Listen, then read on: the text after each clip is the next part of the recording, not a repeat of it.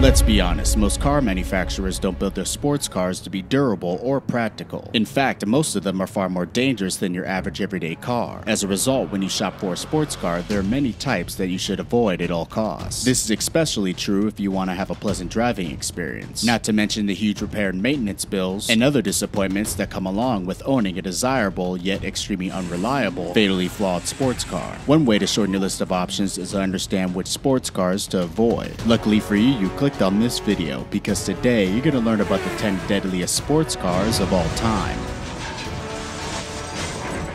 First on the list, we have the Mazda RX8. Debuted in 2003, the Mazda RX8 is a sports car that re-established the famous rotary engine. That alone wasn't enough to excite enthusiasts worldwide, and a sleek design helped the hype. The RX8 was famous for its distinctive rear suicide doors, and the engine had upwards up to 200 horsepower, despite its pint-sized displacement. But the main feature of the RX8 is also its biggest issue. With the youngest models approaching 10 years of age, the 1.3-liter rotary engine has a nasty habit of failing. Its fatal flaw stems from abnormal rotor air, causing an air-fuel mixture to leak between the combustion chambers, which lowers the compression and the lifespan of the engine. With inadequate maintenance, the RX8 is a car that some drivers won't enjoy, because sooner or later there'll be issues like a blown engine and an expensive bill. Up next, we have the Audi TT. The Audi TT had a lot of problems when it was first released. For starters, TTs were plagued by snap oversteer problems. After entering a high-speed corner and letting off the throttle, the car would slide out of control. This problem was so bad that Audi recalled the model for suspension readjustment and a new rear spoiler for more downforce. But that wasn't the end of the TT's issues. The V6 had timing chain problems that could destroy the motor, and the dual clutch transmission's computer was prone to failure. Up next, we have Porsche 911s with M96 engines. With prices of the classic 911 skyrocketing in the last few years, the choice of an affordable 911 comes down to one model, the Porsche 997, and for good reason. Built from 2004 to 2012, most Porsche enthusiasts avoid this model due to the fact that it shares the front end with the inferior Boxer. Although the 997 was a well-built sports car with respectable performance, even German engineering comes with its occasional flaws. And in this case, that's the M96 flat 6 engine, with a faulty intermediate shift bearing that can lead to permanent engine damage and costly repair bills. Judging by the official data, around 10% of the 2000 through 2005 M96 engines suffered from this issue, while the later engines also broke down as well. This fatal flaw is expensive to repair, most time leaving you with only one possibility: removing and disassembling the entire engine.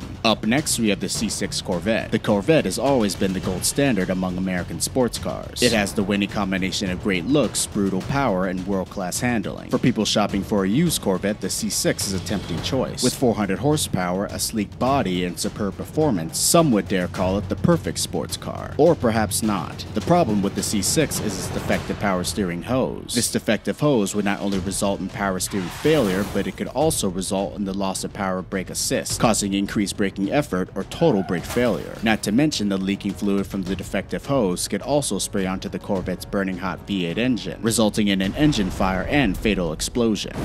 Up next, we have the Lamborghini Gallardo. When the Gallardo was introduced in 2003, it was embraced for its sharp lines, aggressive stance, and high performance, and the prices are affordable, considering it's a Lamborghini. However, it should be avoided at all costs. For starters, it's common knowledge that after an hour in the driving seat, you'll be in desperate need of a chiropractor. Not to mention, visibility is almost non-existent. Furthermore, buying this car with an e-gear transmission is a mistake of epic proportions. With a staggering 80% failure rate, the Gallardo's e-gear has a notorious clutch-eating habit, poor engagement times, and cost a whopping $20,000 to repair. Transmission failure at high speeds often results in a fatal accident. Up next, we have the Ferrari 355. Would you like to own a Ferrari for Lexus money? Well, you can if you buy a 355. Introduced in the mid-90s, this car can be purchased for the price of a new well-equipped mid-size SUV. However, the cost does not mean you should buy this car. First are the exhaust manifolds, which can crack, costing you a cool $5,000. But even if you replace them, there's still a 99.9% chance that your engine will fail, leaving you with a $25,000 bill to replace it. Second, the valve guides are prone to failure, with a whopping 20% failure rate. As you can expect, the price of sorting out this problem is astronomical, approximately $6,000. Also, every 3 to 5 years, 355 owners are required to do a regular belt change and full service. This includes pulling the engine out of the car and several days of expensive labor, costing you only $10,000. Up next, we have the Nissan 370Z. While the Nissan 3 350Z had a good reputation, its successor, the 370Z, was notoriously troublesome. Equipped with a 3.7-liter V6 with more than 300 horsepower transmitted to the rear wheels, the 370Z seemed like a great performer. Instead, it had numerous fatal flaws. The early 2009 and 2010 models suffered from a faulty steering lock column that left countless drivers stranded. Luckily, Nissan recalled some of the faulty models, but there are plenty on the road that didn't get fixed. Up next, we have the Mercedes-Benz SL600. Introduced in 2001, the Mercedes SL Roadster was the epitome of a German GT car. It was powered by various V6s, several V8 engines, and a 5.5-liter V12 in the SL600 version. The car also looks great and has the performance to match, and to top it all off, it's even well built. Well, sort of. The 500 horsepower engine offered ultimate performance, but it also proved to be less reliable than other motors in the lineup, excluding the AMG engines. Regular maintenance costs for the V12 version can be astronomically expensive, and when that's paired with the belief that a Mercedes-Benz is indestructible, it can lead to millions of potential problems. It would be wise to avoid the most powerful non-AMG engine in the SL.